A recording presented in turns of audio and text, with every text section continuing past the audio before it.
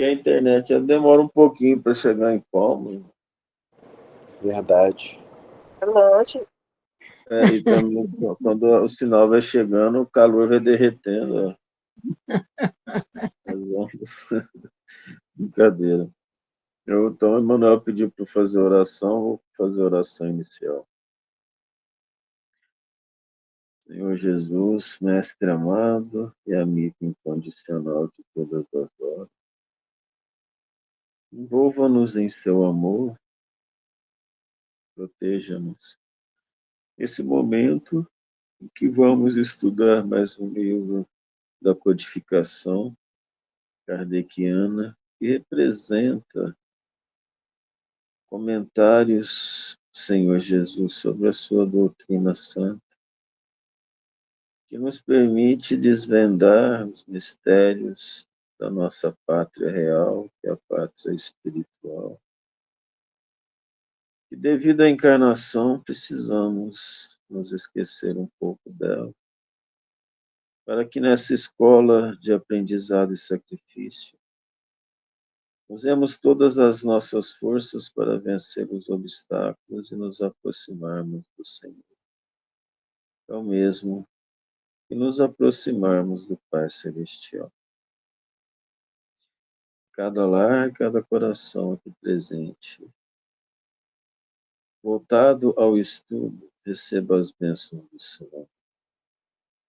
Que aqueles que pensarmos, consigamos enviar a eles as boas vibrações que recebemos do Senhor, através dos Espíritos amigos.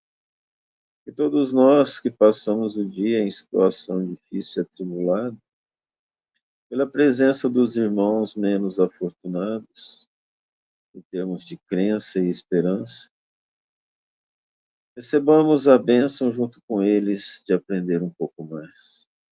Doemos de nós para auxiliar aqueles que, como nós, há pouco tempo ainda se perderam e se perdem nas ilusões da matéria e dos sentidos, mesmo desencarnados, para entendermos a realidade do Espírito que nos conduz ao Pai Celestial. Conduza-nos, Senhor, e sejamos dóceis ao seu direcionamento. Muito obrigado, Senhor.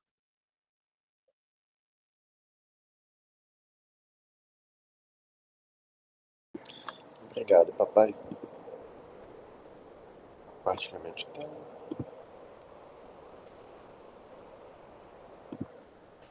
Todos conseguem ver? Sim. Sim. Eu mandei esse PDF no grupo, nos grupos, na verdade. Ele começa aqui com algumas palavras iniciais. Desculpa. Editar. Ótimo. Nessa situação, vamos começar com elas. Depois a gente passa para o começo, para o primeiro item propriamente dito. Primeiras palavras. As palavras céus e inferno são originárias da língua hebraica e possuem registro desde os primórdios dos tempos bíblicos. A palavra céus, shamayim, em hebraico, só existe no plural e significa um teto luminoso que retém ou represa as águas de cima. Deus chama o firmamento, que é raquia, em hebraico, de céus, significando ainda as águas suspensas no ar, que cairiam em forma de chuvas. Gênesis 1:8. O inferno, ou Sheol, em hebraico, significa tumba, cova, sepultura, local dos mortos, região inferior. Inicialmente, esse conceito era tomado ao pé da letra, passando na sequência a significar um lugar de sofrimento, por onde todos passavam. 1 Samuel 28:15.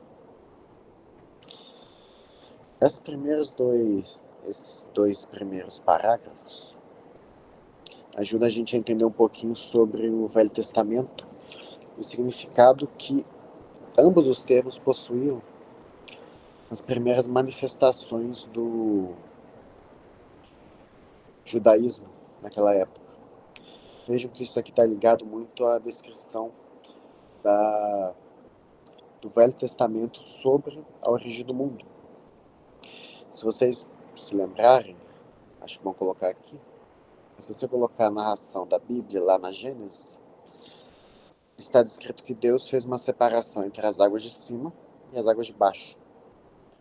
Nessa situação, o céu aqui ainda não possui como característica o local de bem-aventuranças e nem mesmo o inferno, apenas uma separação de locais.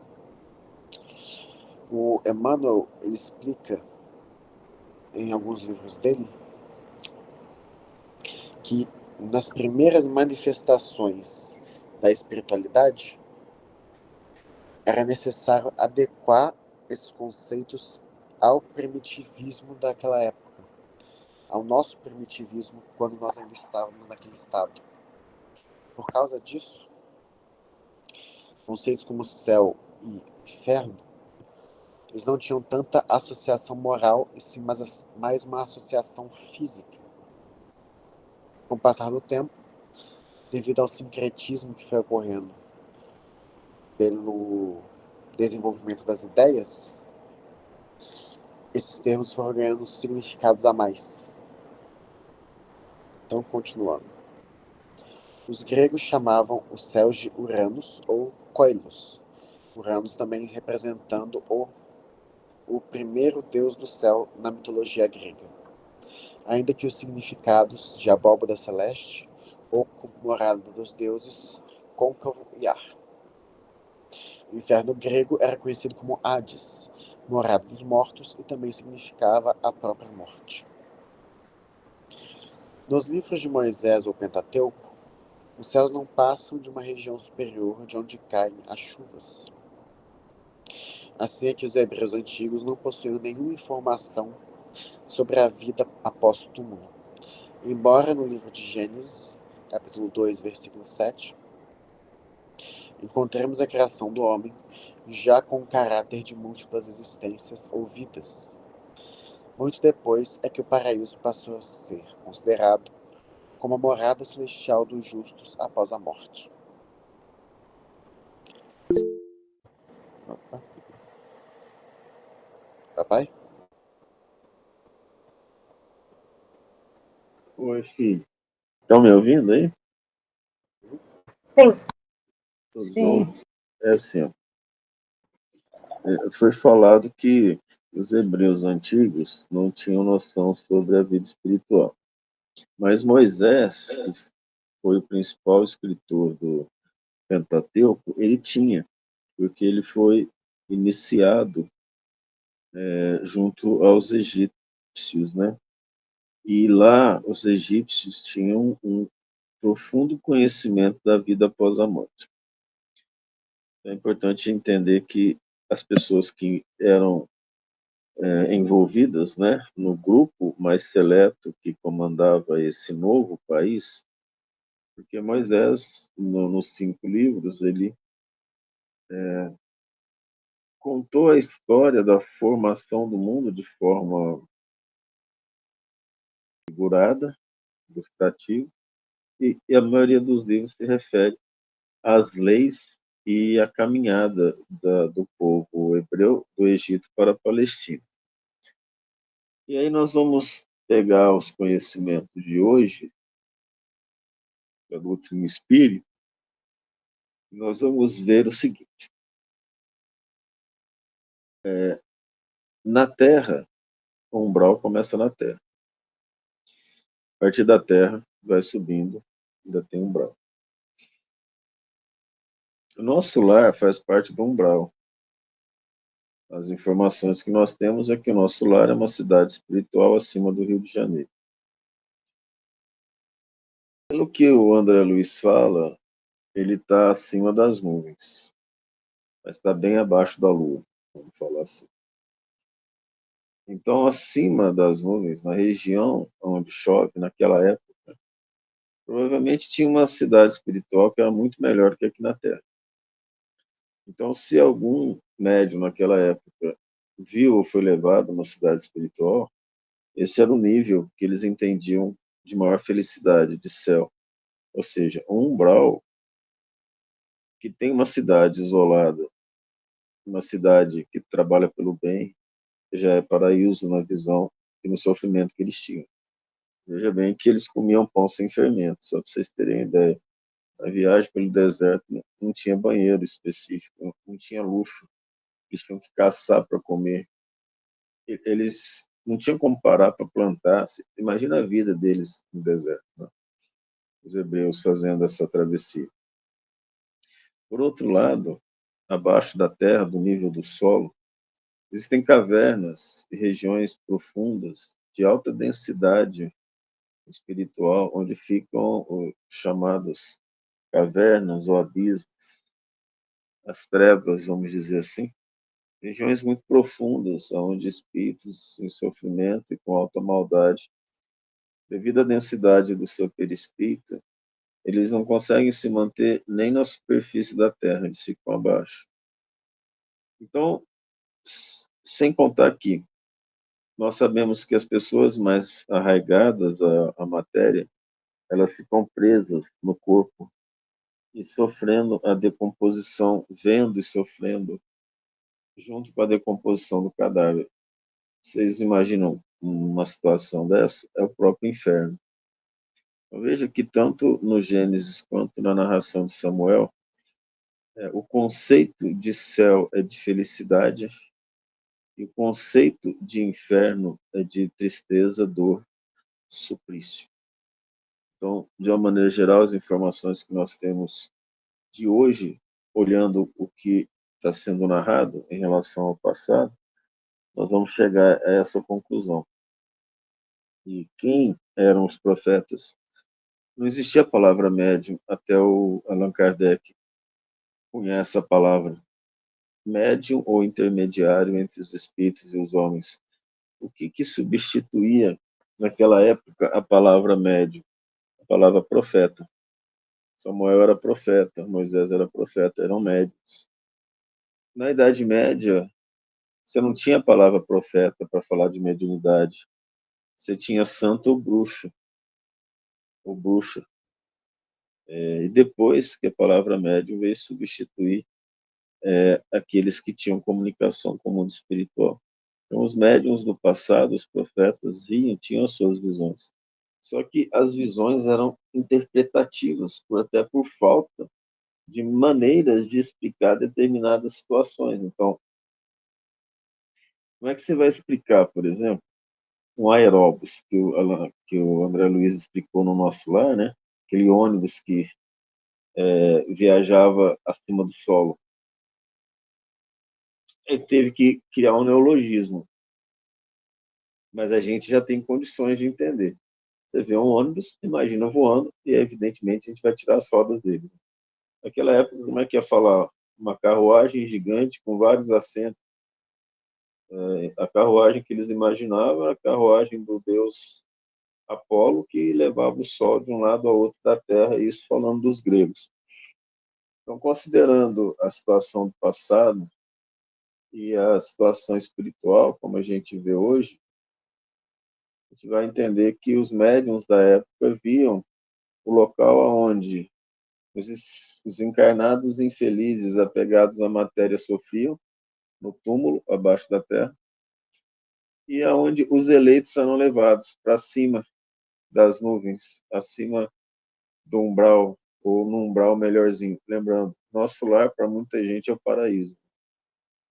Você vê o André Luiz contando as árvores, os bancos, a situação toda lá, e nós sabemos que ele está no nível 4 do umbral, né? São 7 níveis do umbral.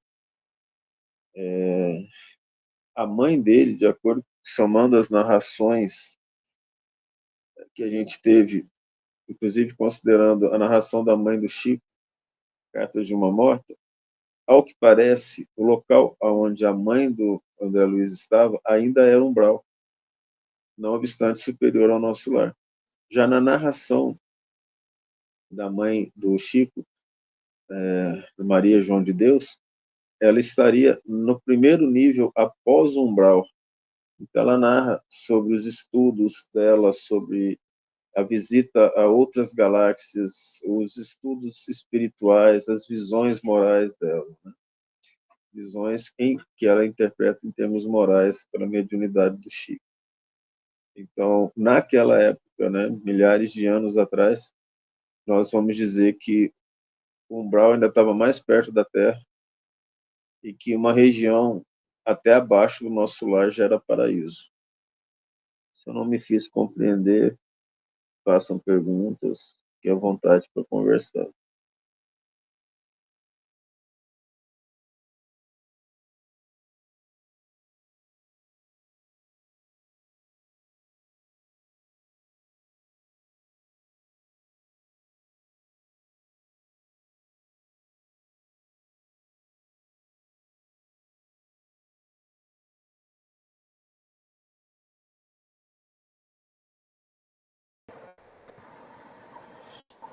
A continuidade.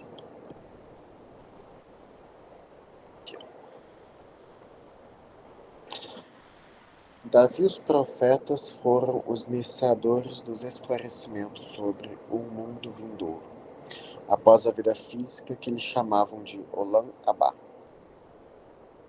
Os profetas Daniel e Ezequiel falam do retorno à vida física após a morte, ou seja, a reencarnação. Na época, o termo utilizado provavelmente era ressurreição. E Davi reforça em seus belos salmos o conceito de que, no Sheol ou inferno, ninguém permanecerá para sempre. Salmos 16, 9 a 10, 19, 8, 23, 36, 6 a 8, 49, 15 e 16, 71, 20, 86, 12 e 13.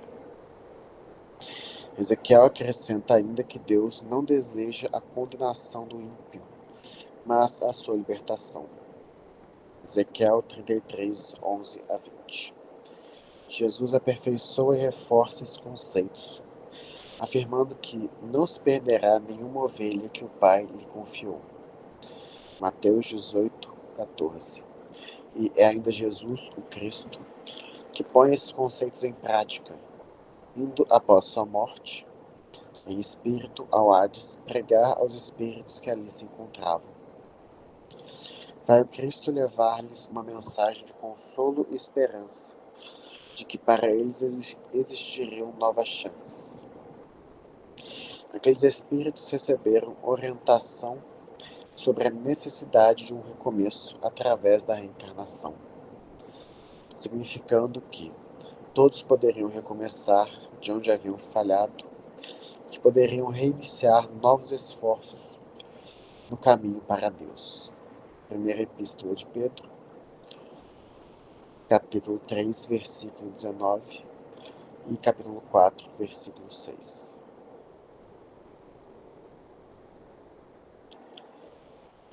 Aqui nós temos um pouquinho mais sobre o trabalho dos profetas daquela época, de trazer as informações espirituais até nós.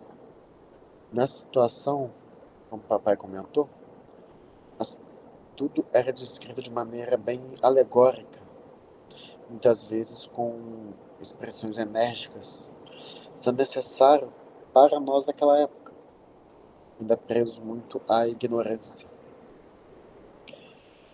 Nessa situação, muitas dessas descrições acabaram por ser interpretadas de acordo com a nossa própria inferioridade, associando, especialmente no Velho Testamento, a imagem de um Deus vingativo, que contrasta bastante com a descrição de Jesus.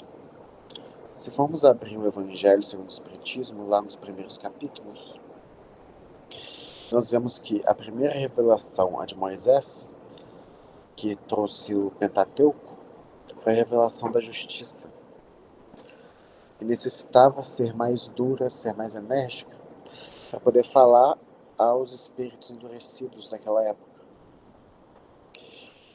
Quanto que a revelação de Jesus, ele trouxe o amor, Até hoje, o Evangelho de Jesus e suas palavras trazem verdades sublimes acerca do comportamento humano, da realidade espiritual.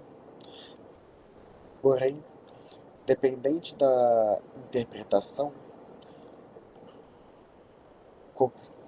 o principal das palavras de Jesus é acerca do amor, do amar ao próximo como a ti mesmo e a Deus sobre todas as coisas. Nessa situação, nós temos uma mudança sobre o que significa o céu e o inferno.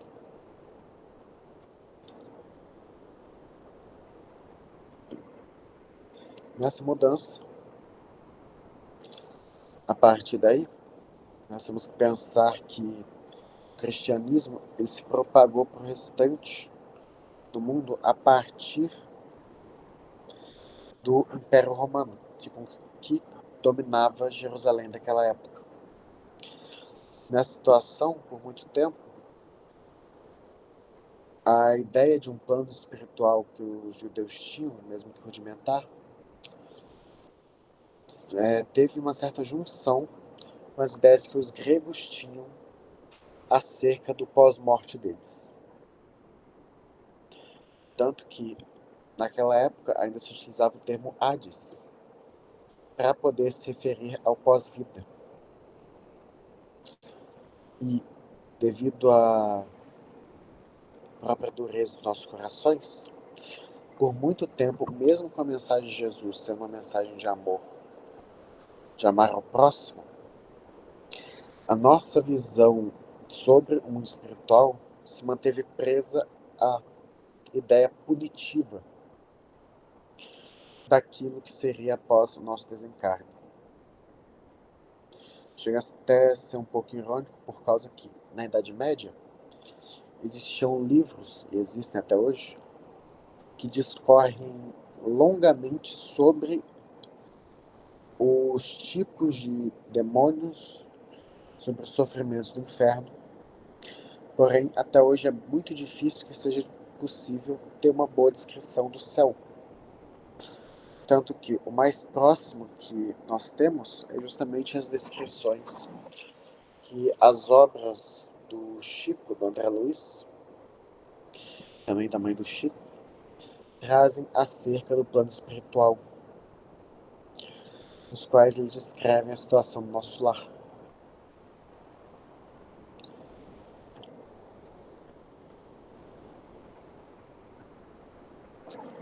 Após todo o período pré-moderno, de limitados conhecimentos e evoluções dos conceitos sobre céu, no singular e inferno, como regiões de prazer e sofrimento, surge Kardec, o nosso mestre de Lyon, com esta obra fantástica, O Céu e o Inferno, a justiça divina segundo o Espiritismo, trazendo conceitos científicos, racionais e novos, demonstrando claramente o incontestável, nem céu nem inferno, como regiões geográficas, mas estados de espírito.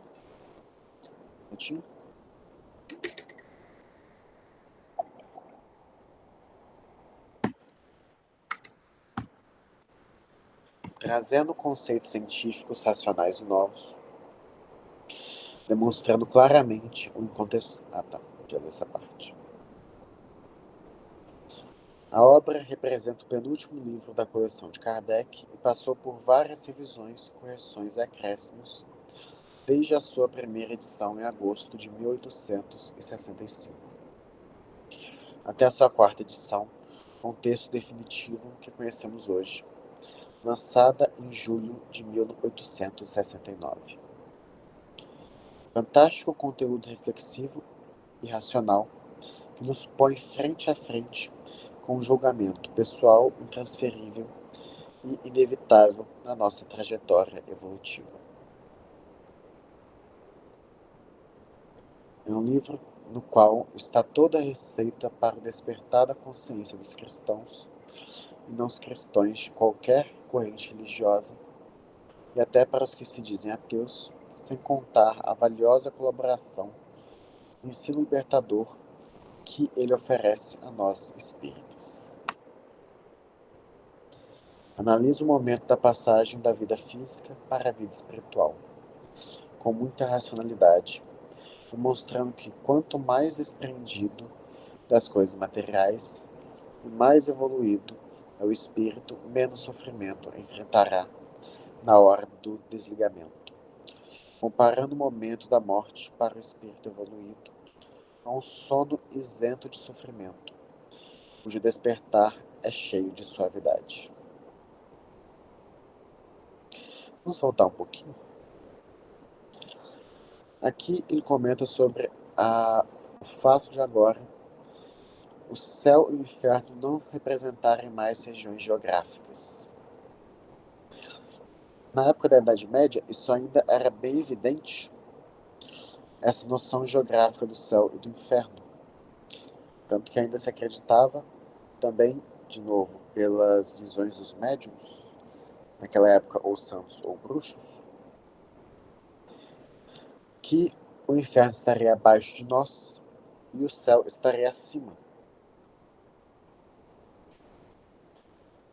No primeiro capítulo desse livro, me adiantando um pouquinho, o Kardec ele comenta sobre as dificuldades em relação às doutrinas materialistas que estavam se propagando na época dele e o quanto parte dessa propagação se devia à incapacidade da religião da época de se adaptar às novas descobertas, ou seja, especialmente nesse caso, descobertas acerca da geologia, da história, da formação da Terra. Tornava impossível que o inferno estivesse fisicamente circunscrito dentro da própria Terra. Nessa situação, nós vemos que tem uma tendência acerca da compreensão de como é a alegria dos justos e o sofrimento do injusto. Pois percebam, primeiramente, céu e inferno tinham noções extremamente relacionadas a lugares geográficos. O céu representando a abóbora celeste, o inferno representando sepulturas. Nós temos Moisés, que tinha uma compreensão melhor, tanto pelos seus estudos no Egito, como também pela sua mediunidade, acerca do que seria o plano espiritual. Nós temos as contribuições dos próximos profetas, Daniel, Ezequiel, Davi, os quais ajudam a representar melhor essa situação. Porém, conforme o espírito humano vai se desenvolvendo, nós há a necessidade de abandonar as descrições que são mais limitantes, a fim de compreender melhor no que isso se aplica, especialmente em termos morais. Vou tomar um pouquinho mais de água.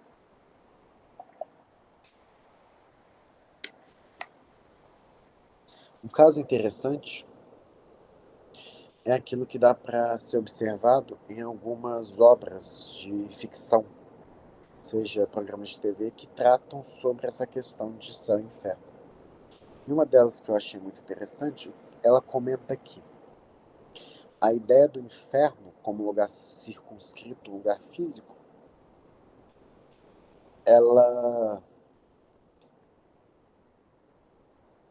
ele evitaria que o culpado pudesse sofrer de acordo com a sua própria culpa. Deixa eu explicar melhor essa ideia. Quando a gente sofre sem remissão, ou melhor dizendo, quando o sofrimento ele passa da nossa noção de justiça, é fácil se revoltar, certo?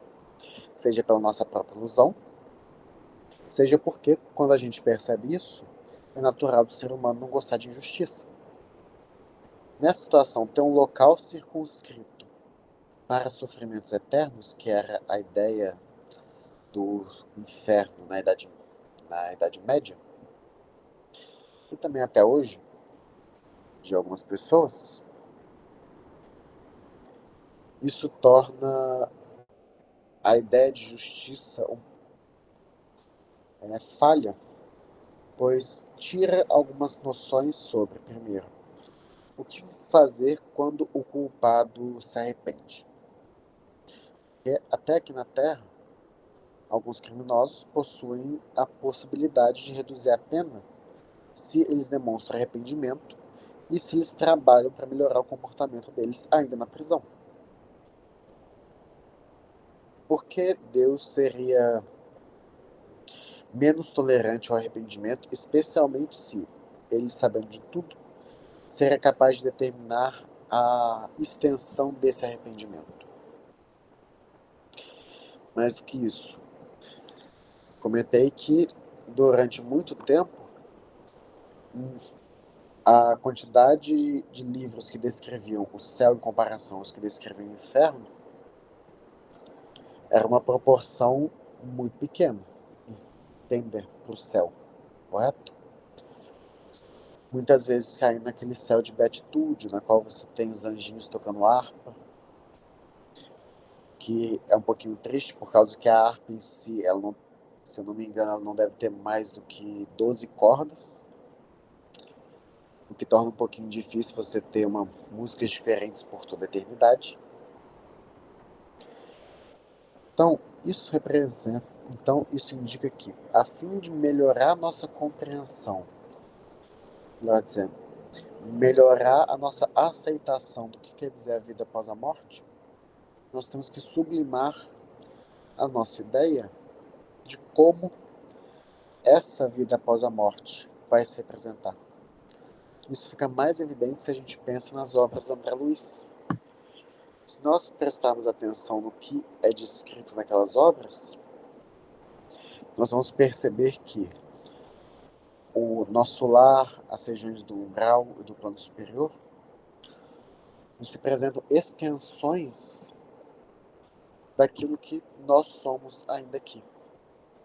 Mas não só extensões, representam o que aconteceria, representam o nosso choque com a realidade, que aqui na Terra nós não podemos ver por necessidade. Que se nós víssemos enquanto estamos encarnados, iria atrapalhar os nossos trabalhos aqui na Terra.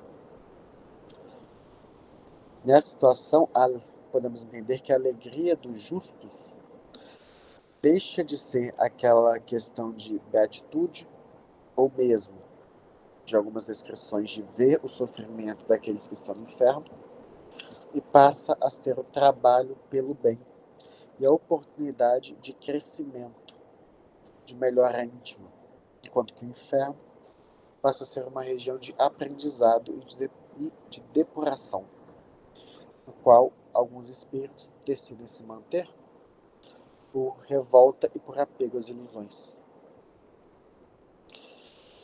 Essa ideia, ao ser mais racional do que o inferno e o céu circunscritos, também presos à Terra, que em comparação aos outros planetas é uma coisa pequenininha e insignificante, isso atende melhor ao espírito quando ele se permite desenvolver essas ideias.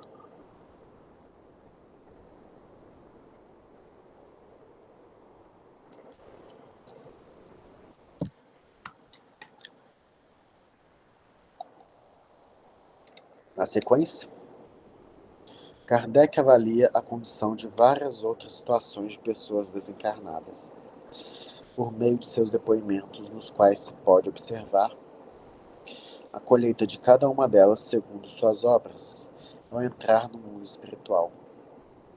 Kardec avalia o depoimento de cada uma e, de acordo com a situação, as classifica como mediana, espíritos sofredores, suicidas, criminosos arrependidos e espíritos endurecidos.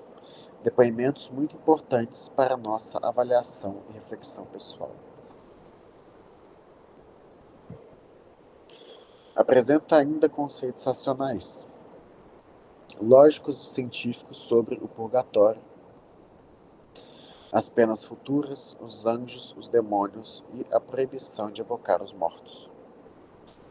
Nestes novos esclarecimentos, Kardec informa que o conceito de céu como região dos bem-aventurados diante da ciência e da lógica dos fatos não apresenta suporte, que, da mesma forma, o inferno também foi evoluindo em conceitos que vieram dos pagãos e foram adotados pelos cristãos, que só se perpetuam até os nossos dias, porque ainda existem aqueles que não querem compreender e aceitar a misericórdia divina.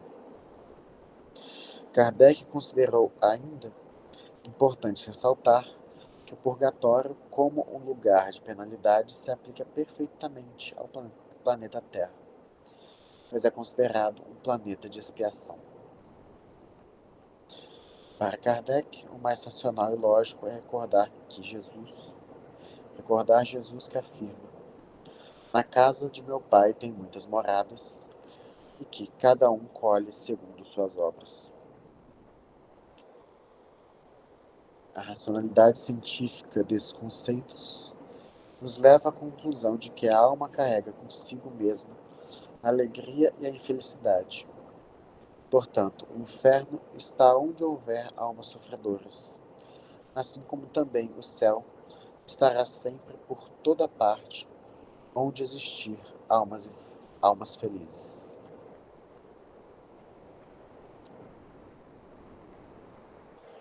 Concordamos plenamente com o juiz Timoleon Jabort de Carcassonne, que, em carta dirigida a Kardec a respeito desta obra, em 1865, se manifesta afirmando que o livro O Céu e o Inferno é grande em pensamentos, com simplicidade de estilo e severidade em sua lógica. Possui o germe da teologia futura, a calma da força e a força da verdade.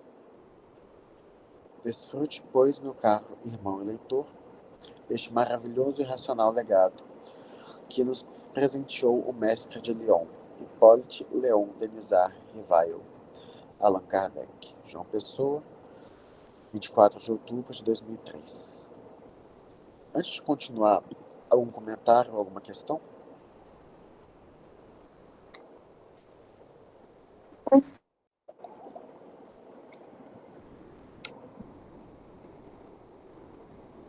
Sim. Então, oi? Meu livro não contém essa parte, sabia? Então, foi por isso que eu comecei com ela. Uma vez que esse foi o PDF que eu enviei, eu achei que seria bom ler, nem que seja para comentar. Mas também o livro que eu tenho aqui, ó, ele não traz essa introdução. O meu também não. É de 2004 a minha edição. Nossa. Achei estranho, mas foi interessante. Mais algum comentário?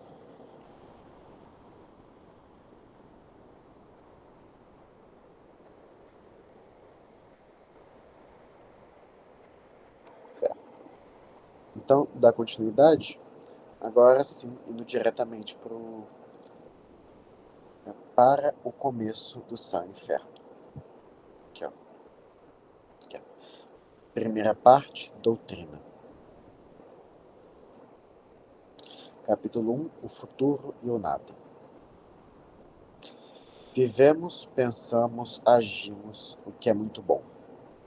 Mas é certo também que morreremos, deixando a terra aonde iremos, em que nos transformaremos, seremos melhores ou piores, seremos nós mesmos ou não, ser ou não ser, vale a pena pensar que essa é uma alternativa, ser para sempre ou nunca ser.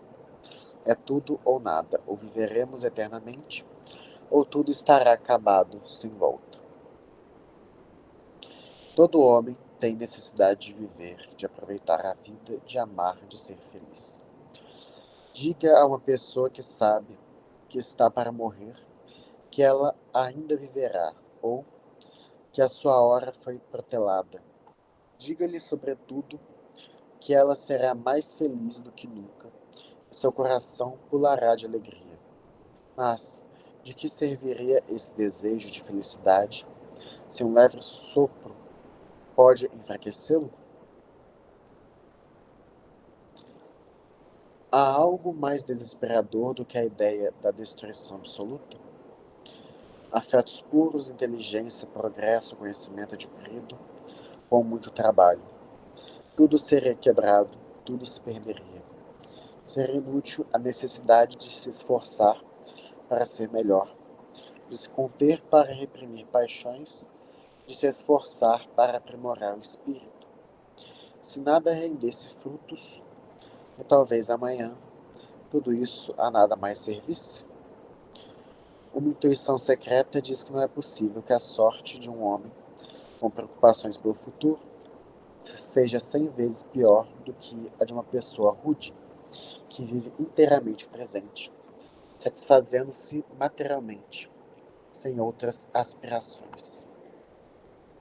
Voltar um pouquinho para comentar.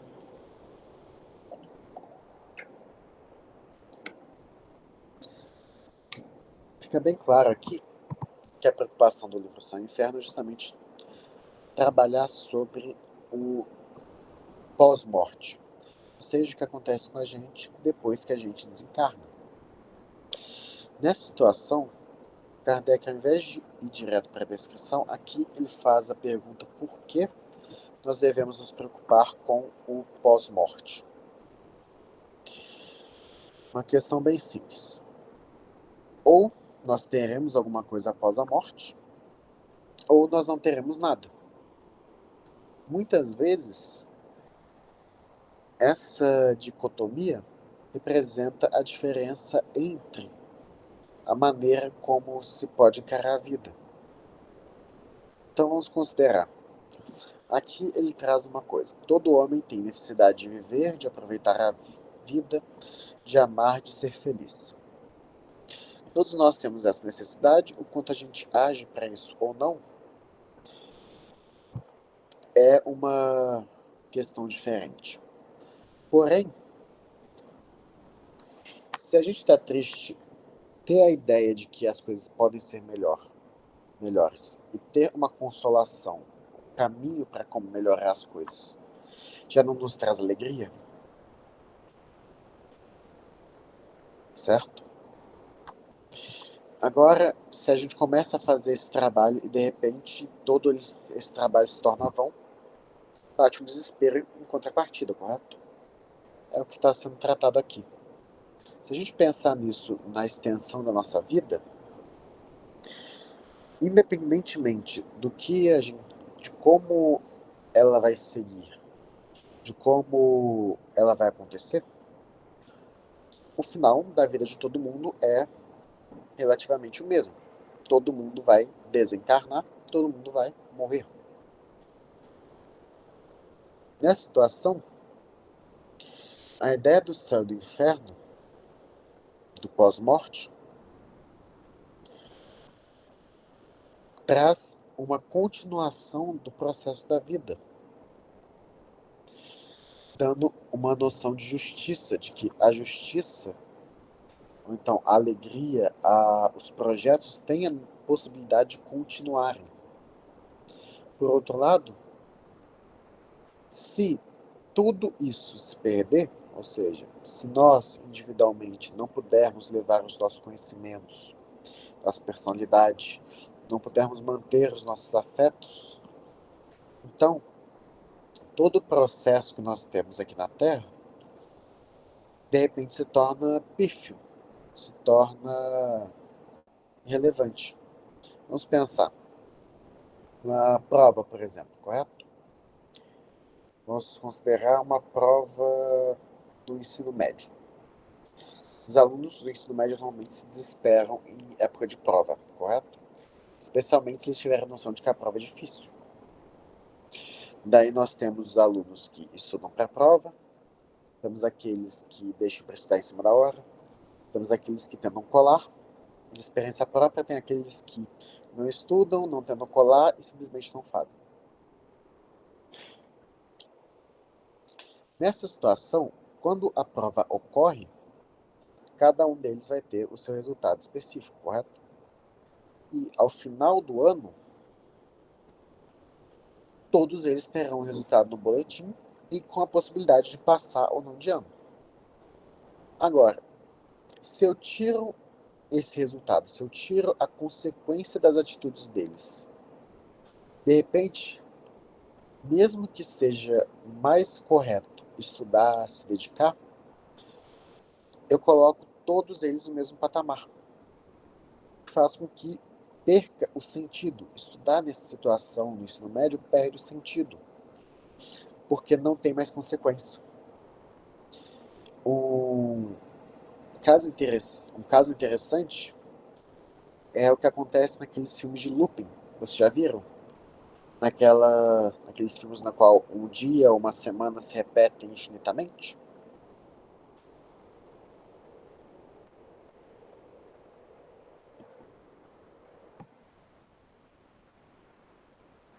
Não? Resumidamente. Já sei. Videogame, Super Mario. Isso representa melhor. No videogame, quando você morre, você não pode voltar no começo do joguinho. Isso é muito bom para um jogo, correto?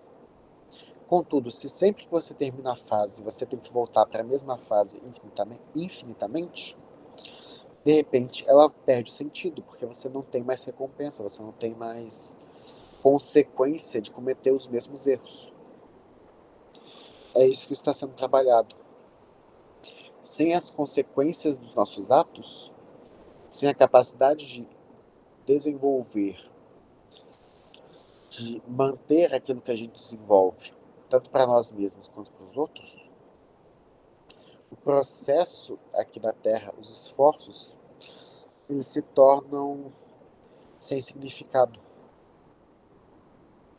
E daí vem a pergunta: se eles não têm significado, então acaba que aqueles que se dedicam têm uma sorte pior do que aqueles que não trabalham por nada.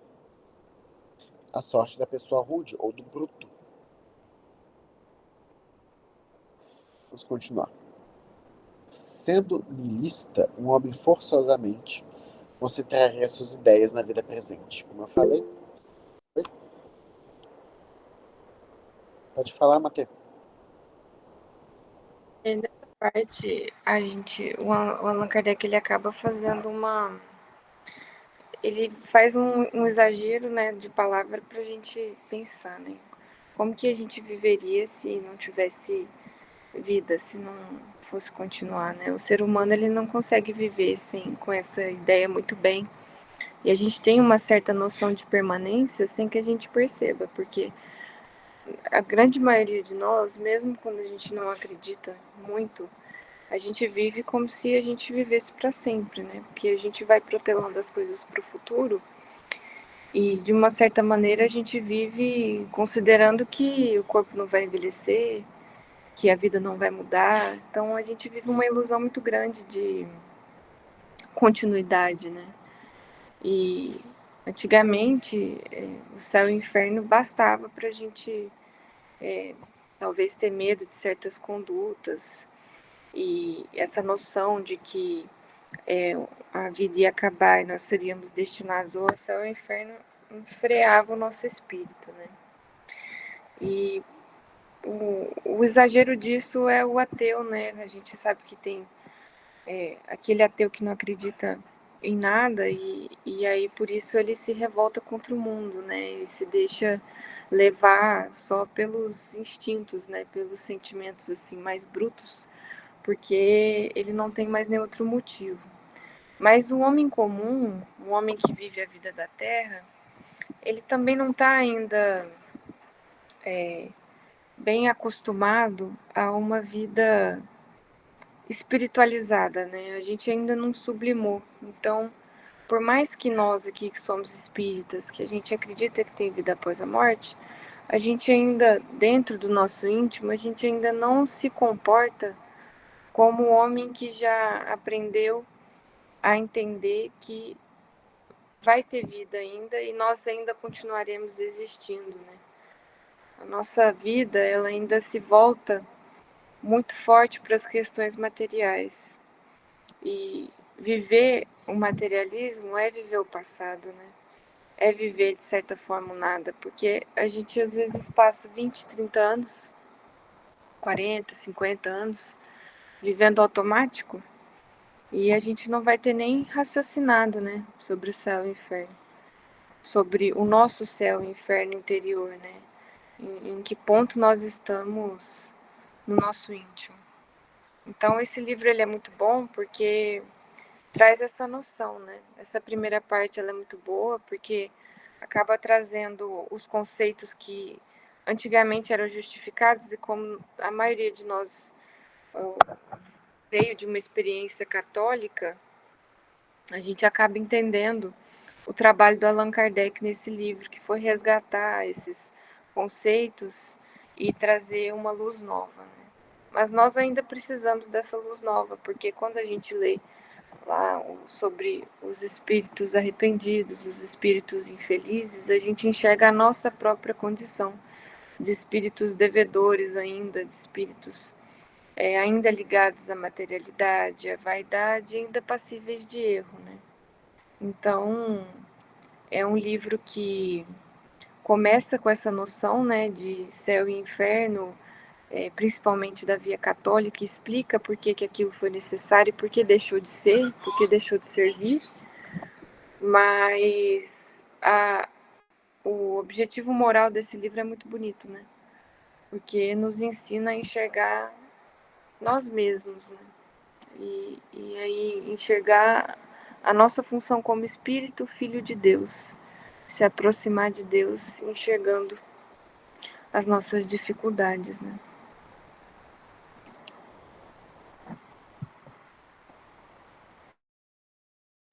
Obrigado pelo comentário, Matheus. Eu também me lembro do caso que se a gente vive voltado para a matéria, mesmo que não seja de maneira consciente, normalmente a gente também só vai pensar no desencarne, na morte, quando ela está quase batendo na porta. Que daí que vem aquela ideia de crise de meia-idade. Você chega numa certa idade, percebe que passou a boa parte da sua vida sem meditar naquilo que você queria para o futuro, sem meditar nas consequências dos seus atos. E quando você chega nessa idade, de repente você não quer mais envelhecer, você não quer mais trabalhar direito, você quer curtir a vida mesmo assim. E tenta, ao invés de resolver o seu problema, se distrair, meio que fugindo dessa questão de responsabilidade. Não, meio não, realmente fugindo dessa questão da responsabilidade para os outros. Enquanto que se você, pessoas que se dedicam desde mais cedo, então que tomam a decisão de começar a se dedicar para o bem, para o aprimoramento moral, ter uma noção de que depois vai ter alguma coisa, elas passam por um mesmo período com muito mais tranquilidade. E normalmente também chegam numa velhice mais tranquila.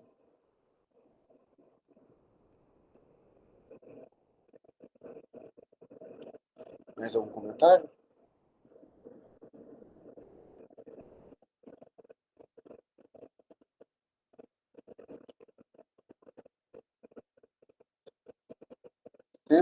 Sendo niilista adepto da corrente filosófica que parte do conceito do nada, nihil, como a única realidade, negando qualquer valor aos seres e existência de Deus. Muitos filósofos alemães e russos foram adeptos desta corrente a partir do século XVII. Um dos mais famosos representantes desta escola foi Nietzsche, que proclamou o ateísmo com a célebre frase Deus está morto. Sendo niilista, um homem forçosamente concentraria suas ideias na vida presente.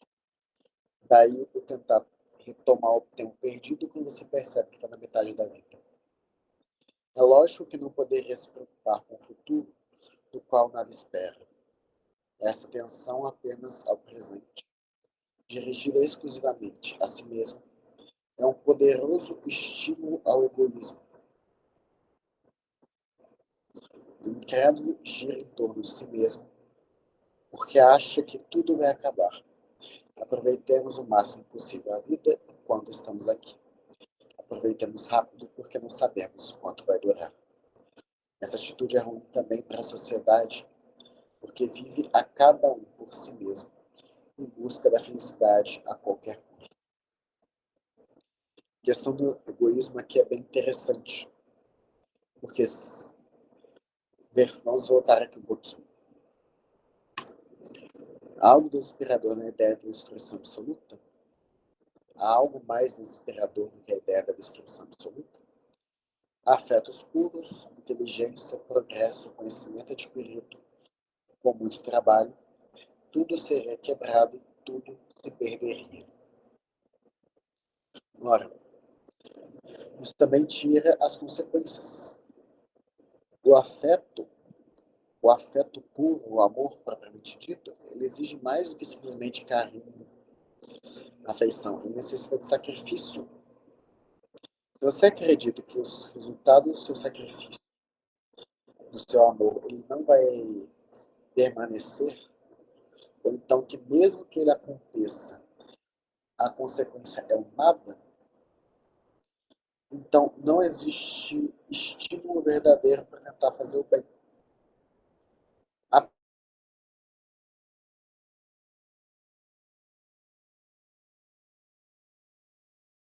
Ou seja, uma certa brincadeira. No melhor dos casos.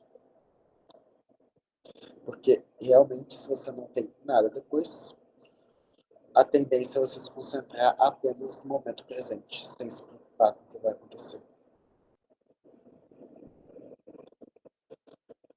Se o respeito humano modera a ação de algumas pessoas, que freio teriam aqueles que em nada creem?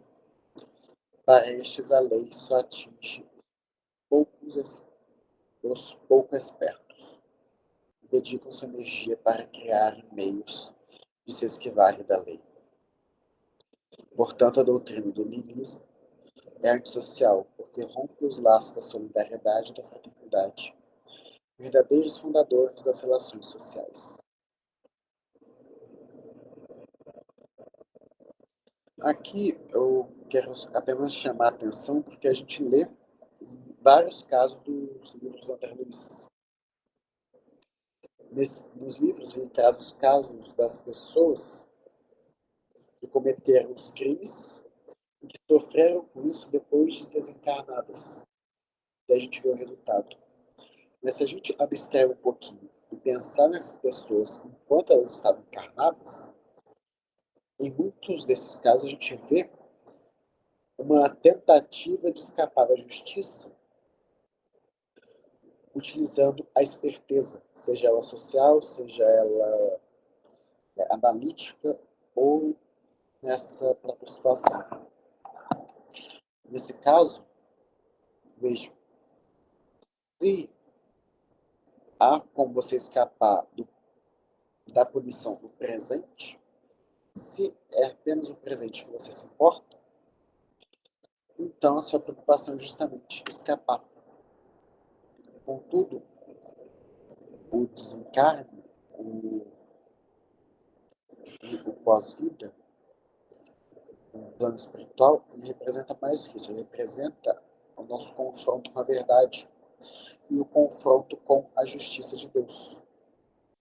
Porque aqui agora nós não vamos nos enfrentar com um tribunal, com pessoas que podem ser enganadas ou então com provas que podem ser adulteradas.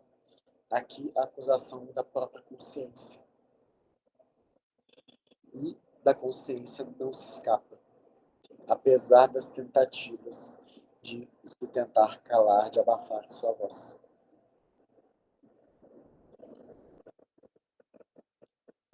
Vou marcar aqui o item 3.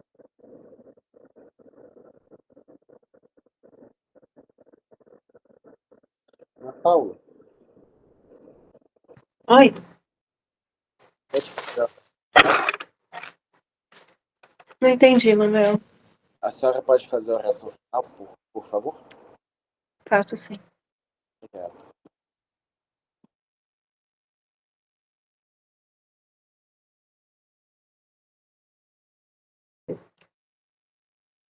Nesse momento, Agradecemos, Mestre amado, por mais essa oportunidade. Deste novo grupo aqui se reúne em teu nome e na tua presença para o entendimento de mais uma das obras tão importantes para os nossos esclarecimentos, esclarecimentos que nos conduzem, Mestre amado, a Deus, nosso Pai. Pai de infinito amor e bondade, que nos envia os seus mensageiros, trazendo a luz necessária segundo o nosso entendimento e as nossas necessidades. Gratos estamos, Senhor, pelos irmãos que nos conduzem neste momento, abrindo mais a oportunidade de entendimento e de trabalho. Temos a consciência de que sempre reunidos em Teu nome, abrindo os nossos corações, servimos em Teu reino. E como trabalhadores, humildes e gratos, pedimos as Tuas bênçãos.